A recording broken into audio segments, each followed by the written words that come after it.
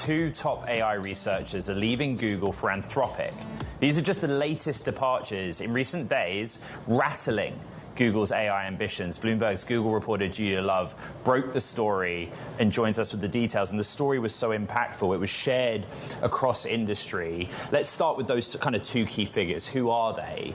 And why it's being seen as like such a blow to Google's AI efforts?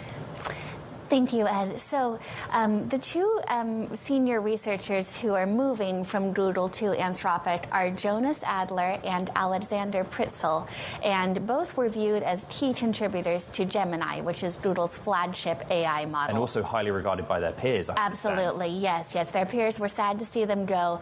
Jonas Adler was playing a key role in AI coding, and Alexander Pritzel was involved on the pre-training side, which is where models are kind of trained on large quantities of data. And I think especially following the news last week of Noam Shazir moving to OpenAI and John Jumper, a Nobel laureate, heading to Anthropic, it has sparked concerns about who else may be on the way out. We've been talking about that on the show for that extended period of time, right? And it's played out in the stock.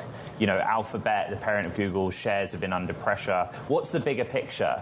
Like, this is a mass wave of departures, and so Gemini's in trouble, or is it not as severe as that? To be clear, those two departures, are the only names that we've reported on beyond John Jumper and Noam Shazir. We're talking about a small number of people. However, the AI talent pool, in terms of the number of people who really can move the needle on these models, is relatively small, and so individual moves, can matter. Google stresses, of course, that its bench of talent is very deep. Yes, thank you, and engage with us on that story. It was a very detailed report. Was there anything else in there that we haven't got to that you think the world needs to know about? We got a little bit more color about what happened around the time of Noam Shazir's departure. Computing power is a precious resource in Google. They have a lot of computing power, but they also have a lot of mouths to feed with cloud clients, research, their popular products.